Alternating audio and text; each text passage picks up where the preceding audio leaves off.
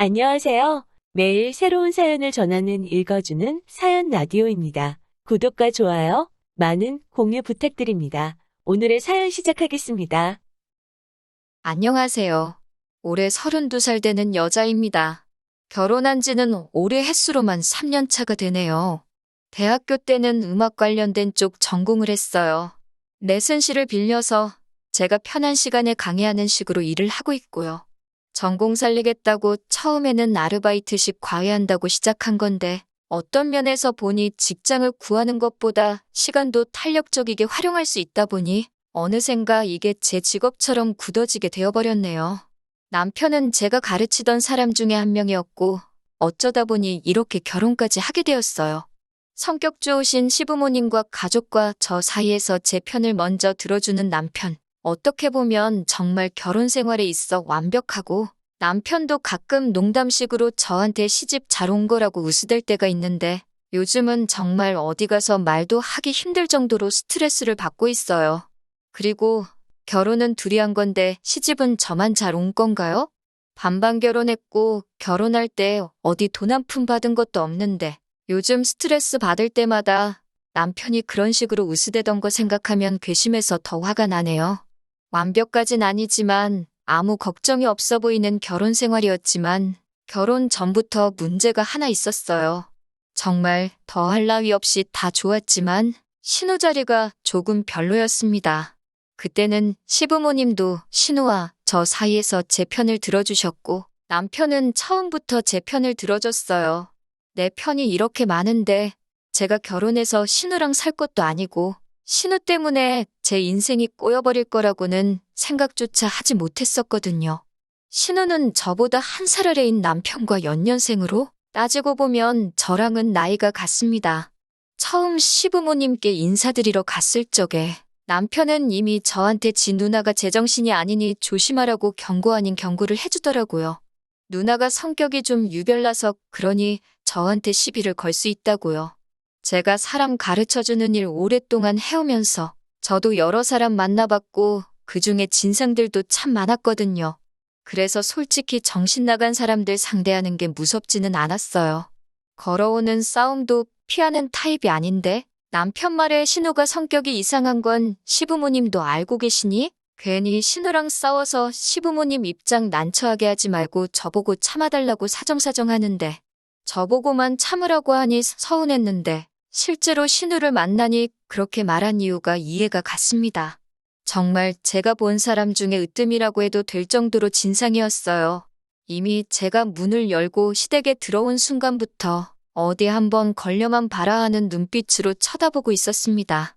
결혼 전부터 남편과 저는 애초에 양가 도움 없이 우리끼리 결혼을 하자고 이야기가 된 상태였어요.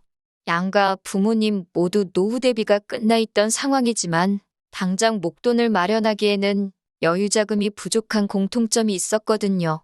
뭘 더 해주신다면 감사히 받을 생각이었고 친정에서도 시댁보다 더 해주면 더 해줬지. 절대 모자라게 하지는 않으실 거라고 하셨기 때문에 엄청난 걸 바라거나 하지는 않았습니다. 대화 중 화제가 자연스럽게 결혼 후에 살게 될 집에 대한 이야기로 넘어갔어요. 시부모님이 경기도 외곽에 노후 대책으로 사놓은 아파트가 있는데 워낙 외진 곳이라서 재미도 못 보고 있다고. 그 집에 신혼집을 차리라고 하기에도 출퇴근하기 영 그런 지역이다 보니 그 말도 못하겠다고 하십니다. 마음은 이만큼 해주고 싶은데 못 해주신다는 말을 돌려서 하시는 거라 단번에 이해를 했어요. 애초에 남편과는 그렇게 하기로 정했기에 서운하거나 하는 마음 따위는 들지도 않았습니다. 그런 말이 기분 나쁠 거 하나 없이 차라리 솔직하게 말해주신 게 감사할 지경이었죠. 저희도 애초에 양가 도움 없이 하려고 했다는 대답을 드리려던 찰나에 신우가 입을 열었습니다. 가족의 일원이니 발언권이 아예 없다고 하기는 조금 그렇지만 분명 신우가 끼어들 자리가 아닌데 입을 여니 살짝 의아했어요. 그런데 신우 입에서 나오는 말을 들으니 어이가 없는 걸 떠나 어처구니가 없더군요. 남편과 저를 쟤네들이라고 동시에 싸잡아서 낮춰 부르고는 시부모님 앞에서 어디 동네 유치원생도 안 부릴 땡깡을 부리기 시작했어요. 쟤들한테 그 집을 준다고 하면서 그러면 지금 살고 있는 서울집은 자기를 주는 게 맞다고 하는 겁니다. 맨날 아들만 저렇게 챙겨준다고 첫째가 버젓이 시집도 안 가고 있는데 둘째 먼저 결혼시키는 콩가루 집안이 세상에 또 어딨냐고 입에 아주 개거품을 물면서 말이에요. 신우가 시집 안 간 게, 아니, 못 간 게 그 누구의 탓도 아니고 지 탓인데 그걸 가지고 차별대운에 모내하면서 저러고 있으니 아주 꼴불견이었어요. 집도 시부모님께서 저희를 준다고 하신 것도 아니고 마음이 그렇지만 현실이 어쩔 수 없다고 사과하는 말이나 다름없었는데 그 집을 쟤네만 주고 자기는 아무것도 안 주기만 해보라고 그랬다간 지금 당장 이 자리에서 콱 혀를 깨물어 버리겠다고 하는 겁니다. 자기 죽는 꼴 보고 싶지 않으면 알아서 잘하라며요. 신우가 난리법석 떠는 꼴을 보고 있으니 남편이 저한테 미리 경고한 게 무슨 말인지 딱 알겠더라고요. 성질이 더러운 게 아니라 저건 그냥 미친 사람이잖아요.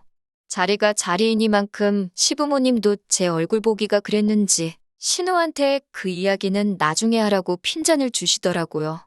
그런데 신우는 오히려 그 말에 폭발을 해서 꽥꽥 비명을 지르면서 바닥에 대굴대굴 굴러다니기 시작했어요. 제가 사회생활 하면서도 여러 사람 봤지만 진짜 이 정도로 철저하게 사람이 미치면 이렇게 되는구나 싶었던 게 신우가 처음이었습니다. 집이 난장판이 돼가기 시작하니 제가 그 꼴을 보러 여기까지 왔나 싶어서 대화를 빨리 마무리 짓기 위해 입을 열었습니다. 집은 안 주셔도 상관없고 애초에 우리 둘이서 준비하려고 했다고요. 정작 중요한 이야기는 시작도 못했는데 이미 신우 때문에 분위기가 개판이 되는 바람에 첫 인사드리는 자리는 그렇게 끝나버리고 말았어요. 그렇게 저도 상황이 일단락된 줄로만 알았습니다. 그런데 그 다음 날 제 번호는 어떻게 알아낸 건지 처음 보는 번호로 전화가 왔길래 받아보니 신우더라고요.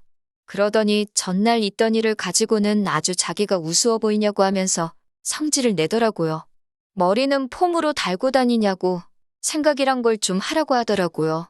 제가 누굴 우습게 봤냐고 하니 제가 시부모님이 집을 준다는 말에도 사양을 하면서 자기들은 세상 둘도 없는 효자가 되고 자기는 부모 재산 노리는 불효자로 만들었다는 겁니다. 그건 누가 봐도 제가 그렇게 만든 게 아니고 현실이 그렇지 않느냐고 비아냥댔지요. 말이야, 손이 신우지. 나이도 저랑 같고 남편의 누나만 아니면 그냥 제 또래의 여자잖아요? 예의는 신우가 없는 건데 어깃장을 부리니 저도 인내심에 슬슬 한계가 오더라고요. 언제까지 시부모님 등골 파먹을 생각하지 말고 독립할 생각을 하라고. 그리고 그 아파트는 시부모님 재산이니 두 분이 알아서 하실 문제고 정 탐이 나거든 나는 관심 없으니까 시집갈 때 한번 물어나 보라고 하고 전화 끊어버렸습니다. 저랑 남편은 그런 거 없어도 평생 먹고 살 자신 있다고 하고요. 한마디 하려고 전화했는데 역으로 한 소리를 들으니 분했는지 전화가 계속 걸려오더라고요. 곧바로 전화번호 차단해버리고 남편한테 연락했죠. 너네 누나한테 전화 안 오게 하라고요. 남편이 자초지종을 듣자마자 한숨을 푹 쉬더군요. 이야기 들어보니 저 돌아가고 난 다음에도 집에서 저보고 아주 아랫사람들 자세가 안 되어 있다고 하면서 모가지가 뻣뻣한 거 보라고 시집만 한번 와보라고 자기가 정신머리를 아주 뜯어고치겠다며 울음장을 놓았답니다. 그리고 이어서 그날 저녁에는 시부모님한테까지 전화가 왔어요. 미안하다고 하시더라고요. 신우가 옛날부터 욕심이 그렇게 많았고 자기가 잘 따라오지 못하고 동생이 잘 아는 걸 가지고 자기 탓을 안 하고 시부모님이 동생만 편애한다는 식으로 받아들였다네요. 신우한테 투자를 더하면 더했지 절대로 덜 한 적 없다고 하시는데 지가 못해놓고 왜 그러는지 모르겠다고 하시면서요. 잘 풀린 동생을 보니 자격지심에 질투를 하는 거라고 저보고 이해를 해달라고 하더라고요. 신우 시집 보내기 위해 자리를 백방으로 알아보고 계시고 신우도 딴 집으로 시집 가게 되면 출가회인의 마음을 역지사지로 생각하지 않겠냐고 하면서 저보고 참아달라고 말입니다. 저대로 시집 보내면 일주일도 안 돼서 반품당할 거라는 말이 목끝까지 차올랐지만 그냥 있었네요. 신우가 저러는 걸 제가 참아야 할 이유는 없었지만 직접 전화하셔서 사과까지 하셨는데 그렇게 하겠다 했습니다. 하지만 한편으로는 신우가 저렇게 된 게 뭐든지 오냐오냐 해주고 넘어가준 시부모님 탓이 가장 크지 않을까 생각했어요. 반대로 남편도 시부모님도 신우가 저러는 게 억지인 거 알고 제 기분을 헤아려 주려고 노력하시니 말만 저렇게 하고 아무 힘도 없는 신우 때문에 제가 결혼까지 포기할 이유는 없다고 생각했습니다. 어차피 결혼하면 남편이랑 살지 신우랑 사는 게 아니니까요. 나중에 알았는데 신우가 또 우리들 결혼시키면 혀를 깨물겠네 어쩌네 하면서 또 난리를 쳤나 봅니다. 이쯤 되니 신우가 죽겠다 하는 게 실제로 행동에 옮길 자신은 없고 그렇게 하면 시부모님이 한 수 접어주고 지가 원하는 대로 해주니 일이 안 풀리면 버릇처럼 쓰는 말이라는 걸 알게 되었어요. 신우는 제가 예상한 대로 저희 결혼 생활에 아무런 문제가 되지도 않았습니다. 오히려 저희가 시부모님께 용돈을 드리면 시부모님이 저희 가고 나서 그 돈을 신우 쓰라고 주셨던 것 같아요. 그러니까 저희가 시댁에 찾아오는 게 싫어도 반대도 못하고 끙끙대고만 있었겠죠. 제가 힘들게 번 돈 신우 좋으라고 계속 드리기는 싫으니 이 사실을 알고 난 다음부터는 돈이 아니라 선물로 가져다 드렸네요. 그래도 염치는 조금 남아있는지 제가 선물 사올 때마다 얼굴 표정이 썩어가지고는 아무 말도 못하고 발을 동동 구르는 꼴을 보는 재미가 참 쏠쏠했습니다. 코로나 터지면서 저 같은 경우에는 하던 일에 타격이 조금 있었습니다. 레슨실 구하기도 힘들어지고 해서 한동안 일을 못하게 되었어요. 원래는 자녀 계획이 결혼하자마자 최대한 빠르게였는데 직구하는데 저금을 많이 사용했다 보니 1년에서 2년 정도는 더 모아놓고 아이를 갖는 게 더 좋겠다는 생각이 들었습니다. 좋을 거 하나 없는 나날이 계속되었는데 그나마 환영할 만한 소식이 하나 들려왔으니 그게 바로 신우의 결혼 소식이었습니다. 신우가 난데없이 결혼할 사람을 데리고 온다고 하여 저희도 부랴부랴 시댁으로 향했습니다. 그런데 분위기가 영 좋지가 않더라고요. 시부모님 앞에 웬 남자가 납작 엎드려 있고 그 인자하신 시부모님마저도 이 상황을 뭐라고 해야 할지 모르겠는지 고개를 돌려 애써 상황을 외면하려 하셨어요. 상황 파악을 하고 나니 시부모님 심정이 이해가 가더라고요. 결혼한다고 데리고 온 남자가 이제 막 군대 다녀온 22살짜리 대학생이었으니 말입니다. 아무리 사랑의 나이도 국경도 없다지만 이건 좀 아니다 싶었어요. 남자 쪽에서는 신우의 뭘 보고 저렇게 결혼을 하려고 무릎까지 꿇었나 싶었는데 알고 보니 속도 위반이었네요. 어린 나이에 그래도 책임져 보겠다고 저러고 있는 게 장하기는 했는데 솔직히 모아놓은 거 하나 없이 평생을 백수로 살아온 신우에 이제 막 군대 다녀온 22살짜리 애송이가 결혼해서 얼마나 행복하게 잘 살겠어요? 그렇다고 양쪽 집이 평생 일 안 해도 놀고 먹을 수 있을 만큼 부잣집도 아닌데 말이죠. 시부모님도 신우 결혼해서 독립시키는 게 평생의 소원이라고 하셨는데 절대로 이런 식의 결혼은 아니었을 거예요. 그래도 신우가 죽어도 이 남자랑 결혼을 하겠다고 하니 자식에게는 부모 없다고 신우가 행복하다면 그걸로 된 거라고 결혼을 위해 지원을 아끼지 않기로 결심을 하셨답니다. 남자 쪽에서 시부모님이 결혼을 포기하게 만들려고 내건 어이없는 조건들도 시부모님이 살고 계신 집을 신우한테 주면서까지 전부 다 맞춰주려 애를 쓰셨어요. 덕분에 시부모님은 강제로 노후 대비책인 경기도 집으로 이사를 나가게 되셨죠. 아직 아버님이 일을 하고 계셔서 거기서 서울까지 출퇴근하셔야 하는데 왕복으로 3시간씩 걸린다니 제가 다 마음이 안 좋더라고요. 그만큼 이 결혼을 하고 싶어 하는 건 온 세상의 신우 단 한 명뿐이었을 거예요. 아무리 좋은 게 좋은 거라지만 더 늦어버리면 돌이킬 수도 없으니 잘 생각하라고 말했죠. 저는 진심 어린 조언이었는데 신우는 저보고 자기가 시부모님 서울집을 받게 되니 그게 배 아파서 그러냐고 비아냥대더군요. 그래서 그냥 말을 말자 싶었습니다.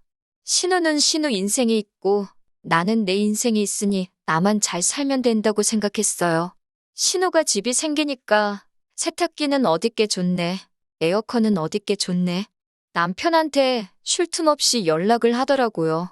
남편도 누나가 결혼하니 뭐 하나 해야 하는 거 아니냐 제 눈치를 보길래 제가 남편 보는 앞에서 나무로 된 빨래판이랑 선풍기 하나 사서 보내줬습니다. 신우한테 이 이상 해주면 그냥 신우랑 살라고요. 신우도 그 물건들 받고 나서 장난하냐고 하면서 저한테 전화를 해서 성을 부렸는데 그때 저랑 대판 싸우고 영 끊고 지내겠다 해서 저도 그러자 했습니다. 저희는 손해볼 게 하나도 없으니까요. 아무튼 없는 형편에 시부모님이 이리 끌고 저리 끌고 해서 남자 쪽 집안 요구를 다 맞춰줬다고 합니다. 그러다 지푸라기라도 잡는 심정으로 신우한테 친자검사 의뢰를 요구했다나 봐요. 신우도 꼴릴 게 없는지 아주 당당하게 응했는데 세상에, 검사 결과 그 남자가 아이 아빠가 아니라는 결과가 나왔습니다. 그날로 결혼이 파토나 버린 건 두말할 것도 없고 집도 아주 난리가 났더라나 봐요. 신우가 그때쯤 만난 남자가 한두 명이 아니었나 봅니다.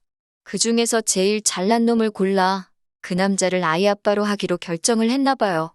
당연히 그 당시 만난 남자들이 헤아릴 수가 없으니 졸지의 애아빠는 누군지도 모르는 상황이 돼버린 겁니다. 그리고 제가 걱정한 대로 돌이키기엔 너무 늦어버린 거예요. 그렇게 신우는 엄마가 되었고요. 직장도 없고 뭣도 없는 신우가 혼자 어떻게 애를 키우겠나요? 시부모님께서 다시 합가를 하자 제안하셨답니다. 그런데 신우가 내 집에 들어와서 살 생각은 꿈도 꾸지 말라고 했다는 거예요. 시부모님이 평생을 바쳐 만든 집에 자기가 들어와 혼자 살고 있다고 그걸 내 집이라고 우기는 신우도 웃기고, 신우 눈치 보면서 자기 집에 돌아가지도 못하고 계신 시부모님도 웃겼습니다. 아직 명의 변경도 안 했는데 왜 신우 눈치를 그렇게 보시는 건지 도무지 이해가 되지 않았어요. 시부모님은 어떻게든 신우를 도와줄 생각을 하다가 뾰족한 수가 없으니 저에게 연락을 해오신 겁니다. 그런데 시어머니의 상상도 못한 발언에 정말 경악을 금치 못했네요. 신우랑 손주가 걱정돼서 잠도 못 주무시겠다고요. 신우 본인이 도움을 거절하니 어떻게 할 수도 없는데 어차피 아직 그 집이 시부모님 명의로 되어 있으니 그 집을 팔아서 저희 집 근처에다가 신우가 살 집을 구해주고 싶으시답니다. 제가 요즘 일거리가 많이 줄어서 집에 지내고 있으니 제가 수시로 드나들면서 신우를 도와주면 좋겠다고 하시는 거예요. 생각만 해도 소름이 돋더라고요. 그렇게는 할 수 없단 말씀드리니 오며 가며 힘들지 않게 집도 가까이 새로 구해줄 건데 어려운 일 아니지 않냐며 꼭 좀 부탁한다고 하시는 거예요. 신우가 저희랑 연 끊고 지낸다 했다는 말씀을 드려도 막무가내셨습니다. 그래서 저도 똑같이 막무가내로 나갔어요. 제가 신우가 싼 똥까지 치워주면서 결혼 생활을 해야 하면 차라리 저도 이혼하는 걸 택하겠다고요. 지금 남편과 저 사이에 아이도 없고 결혼도 반반 결혼했는데 아쉬울 게 전혀 없다고 말이죠. 제가 강하게 나가니 시어머니도 따로 말은 못하고 돌아가셨는데 돌아가는 뒷모습이 안쓰럽기도 하고 씁쓸하기도 하고 여러 가지 생각이 교차했네요. 결국 집에 돌아와 남편과 상의 끝에 신우가 집 근처로 이사 오는 일은 절대 없도록 하고 무슨 일이 있을 때 제가 아닌 남편이 가서 신우를 도와주기로 했습니다. 결과적으로 제가 할 일은 하나도 없지만 도의적으로는 남편이 퇴근하기 전 시간에 신우가 도움이 필요하거나 무슨 일이 생긴다면 제가 가게 되어버린 거죠. 남편도 그 계산에 저러자고 한 것 같아요. 이제 와선 시부모님이나 남편이 내 편이라 생각했던 제가 너무나 어리석게 느껴지네요. 팔은 결국 안으로 굽을 수밖에 없는가 봅니다. 답답해서 이렇게 한번 사연 남겨봤어요. 사연 보내드린 지 반년 만에 이렇게 다시 찾게 되었네요. 정신 못 차린 신우 때문에 온 가족이 피해보던 사연을 보냈던 사람이에요. 신우가 독립을 하게 되면서 시부모님께서 신우한테 생활비를 주신다고 하셨어요. 오지랖이기는 하지만 제가 그건 좀 아닌 것 같다고 말씀드렸네요. 솔직히 신우가 저렇게 된 이유 중에 시부모님 탓도 조금은 있는 거라고 그동안 참아온 말도 했어요. 지금은 신우가 자립할 수 있게 도와줄 때지. 시부모님께서 신우한테 더 이상 생활비를 주지 못하게 되었을 때 그때가 언젠가는 오지 않겠냐고 했죠. 시부모님이 저보고 그럼 어떻게 해야 하냐고 물으시더라고요. 신우가 시부모님이 집에 오는 걸 반대를 하고 나섰으니 하는 수 없이 집으로 출퇴근하는 시터분 한 명을 고용해서 신우한테 붙여주기로 했습니다. 신우는 대신 일자리를 구해서 출근을 하는 방식으로요. 일을 안 하면 당연히 시터도 구해주지 않을 것이고 일체의 생활비 지원도 없을 거라고 했어요. 그리고 신우가 지금 시부모님에게서부터 뺏어가다시피 한 서울집은 신우가 증여세로 들어갈 돈을 모아올 때까지 명의 변경은 절대 해주지 않기로 정했고요. 그러니 신우는 하기 싫어도 일을 시작해야 했습니다. 신우가 한 달 일해서 벌어오는 돈이 집으로 출퇴근하며 아이 봐주고 집안일 해주시는 시터분 월급보다 적은, 배보다 배꼽이 큰 웃기지도 않은 상황이 발생했지만 그래도 신우가 정신 차리고 일을 시작한 부분에 의미를 두기로 했어요. 시부모님도 굉장히 흡족해 하셨습니다. 실제로 제가 후기를 보내기까지 정말 신우는 열심히 사는 것처럼 보였어요. 그런데 얼마 전에 기어이 일이 터지고 말았네요. 아이 돌봐주시는 분이 사색이 되어서 시부모님이면 남편한테며 연락을 했다고 하더라고요.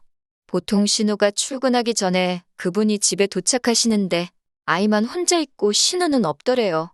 시터분이 무슨 일인가 하고 집을 살펴봤는데 거기에 신우가 힘들다, 갑갑하다 뭐 이런 식의 편지를 써놓고 출근도 하지 않고 사라져버린 거죠. 집에서는 아주 난리가 났죠. 저도 그날 일정을 다 취소하고 남편도 회사 휴가 내고 나와서 시부모님하고 다 같이 집 나간 신우 찾는다고 아주 한바탕 했어요. 전화도 안 받는데 아무리 대한민국 땅이 좁다고 한들 마음 먹고 잠적한 사람을 무슨 수로 찾겠어요? 경찰에 실종 신고도 하고 난리가 났습니다. 시부모님은 우리 딸 어떡하냐고 그러면서 아주 집이 초상집 분위기가 되었어요. 그리고 그날 새벽에 서울 외곽에 있는 한 술집에서 전화 한 통을 받게 되었습니다. 신우가 거기서 술 먹고 뻗어 있다는 연락이었습니다. 가게 문 닫아야 되니까 제발 좀 데려가 달라고요. 새벽에 온 가족이 차 끌고 거기로 갔더니 아주 온 가족이 걱정시킨 것과는 다르게 세상 행복한 표정으로 지집 안방인 것 마냥 퍼질러 자고 있더라고요. 사장님 말씀이 진상도 아주 이런 진상이 또 없었다고, 계산도 안 했다고 술값까지 내야 했어요. 혼자 와서 술을 진탕 마시고는 남자 손님들한테 가서 자기 술값 내주면 오늘 하루 놀아주겠다고 아주 난리도 아니었답니다. 그 와중에 합석하게 된 남자들이 저 여자가 계산할 거라고 하고는 술은 또 있는 대로 마시고 주랭랑을 쳤다네요. 뭘 어떻게 마셔야지 동네 술집에서 술값이 50만 원이 나오는지는 모르겠는데 그 주랭랑을 친 테이블값까지 계산을 해줘야 했어요. 술을 얼마나 마신 건지 집에 돌아가는 차 안에서도 세상 모르고 자고 있더라고요. 그리고 그때 신우가 제정신이 아닌 건 알았지만 가망이 있다고 믿은 시부모님께서 드디어 신우에게 가망이 없다는 판단을 하셨던 것 같아요. 다음 날 온 가족이 신우 집에서 아침을 맞이했고 신우도 실컷 자고 나서 술이 다 깨고는 그제서야 일어나더라고요. 그리고 온 가족이 자기를 구경하듯 보고 있으니 신우도 직감적으로 자기가 큰일이 났구나 싶었던 거예요. 곧바로 엉엉거리며 눈물부터 솟더라고요. 혼자서 애 키우는 게 얼마나 힘든지 아냐? 아빠도 없이 자랄 아이가 너무 불쌍하다. 전부 감정에 호소할 만한 것들로 말입니다. 시어머니가 눈 하나 깜빡 안 하고 그래서 어떻게 하고 싶어서 애도 집에다 내팽개쳐두고 술을 마시러 간 거냐고, 애한테 아빠만 들어주려고 그 먼 곳에 있는 술집으로 간 거냐고 화를 내시니 신우가 완전 쫄아서 당황을 하더라고요. 이게 아닌데? 평소였으면 먹혔을 텐데 하는 표정이었죠. 그러고서는 부린다는 억지가 솔직히 아이 혼자 못 키우겠다, 너무 힘들다, 아빠 없이 자랄 아이 생각하면 자기도 마음이 아프다 했던 이야기 계속하면서 마침 저희 부부가 애가 없으니까 저희 보고 아이를 데려다가 키우면 좋겠다고 하는 겁니다. 그리고는 또 이러다가 나 힘들어서 죽겠다, 가끔씩 나쁜 생각이 든다 하면서 평소에 하던 죽겠다는 레파토리를 또 하고 있는 거예요. 사람 못 고쳐 쓴다더니 고작 3개월 하는 거 보고 신우가 정신 차렸네 했던 저희들 꼴만 우스워졌죠. 시어머니가 신우한테 슬그머니 다가가더라고요. 평소에 저렇게 나오면 시어머니가 달래주고 한번 껴안아 주셨나 봅니다. 신우가 팔을 뻗어서 시어머니한테 안기려고 하더라고요. 저도 그 모습을 보고 이번에도 그냥 저렇게 넘어가는가 보다 하고 한숨이 나올 지경이었죠. 근데 짝 하는 소리에 놀라서 보니 시어머니가 신우 뺨싸대기를 한 대 올려붙이시더라고요. 자식 새끼 배 아파 낳은 어미가 할 소리냐고, 그 정도 힘든 걸로 애를 버렸으면 너는 벌써 골백 번도 버려졌을 거라고 하면서 쉬지 않고 신우 뺨이며 등짝이며 아주 시원하게 두들기셨어요. 결국 신우는 물려받기로 한 집까지 다시 빼앗기고 시부모님이 이 집으로 다시 들어와 지내기로 했습니다. 아이는 시부모님이 돌봐주시기로 했고, 신우는 그 길로 쫓겨났어요. 사람 돼서 살 준비가 되기 전까지 돌아올 생각 말라고. 아이는 당신들이 너가 하는 것보다 훌륭하게 키우고 있을 테니 통장에 2천만 원 채워서 혼자 살아갈 수 있다는 모습 보여주기 전까지는 이 집에 얼씬도 하지 말라고 말하고요. 신우는 시부모님 발목 붙잡고 제발 살려달라고 펑펑 울다가 시부모님이 단호하게 안 된다고 하시니 그때부터는 저한테 존댓말까지 하면서 저 좀 그 집에서 살게 해달라고 제발 좀 살려달라고 울더라고요. 제가 어머님 뜻을 어떻게 거역하겠어요. 형님, 하고 거절했지요. 결국 신우는 자기 짐 챙겨서 쫓겨나게 되었어요. 시어머니가 참 어려운 결심을 하신 것 같아요. 제 말이 100번 맞다고 하면서 신우가 저렇게 된 거 다 당신 탓이라고, 내가 저렇게 키워놓고 저한테 도와달라고 해서 미안했다고 하시며 신우는 책임지고 당신이 다시 사람을 만들어 놓겠다고 하십니다. 남편 통해 신우 소식을 전해 듣고는 있는데 지금 숙식 가능한 기숙사 공장을 들어가서 열심히 돈을 모으고 있다고 해요. 아이는 잘 크고 있냐고 물어보고 보고 싶다고 하는 게 이제 모성애도 생긴 것 같은데 아직 정말 개과천선했는지는 좀 더 두고 봐야 할 일이겠죠. 시부모님도 아직 시기상조라고 신우가 많이 보고 싶지만 좀 더 지켜보고 확신이 서기 전까지는 볼 생각이 없다고 하십니다. 무엇보다도 이젠 더 이상 제가 신우 뒷바라지까지 생각하지 않고 지낼 수 있게 된 부분이 가장 마음이 후련하네요. 이제 저희 부부도 시작도 못한 자녀 계획 시작하고 다시 행복하게 살아갈 준비를 시작해야겠어요. 긴 이야기 들어주셔서 감사합니다. 오늘의 사연은 여기까지입니다. 구독과 좋아요, 알람 설정해주시면 앞으로 더 좋은 사연으로 찾아오겠습니다. 감사합니다.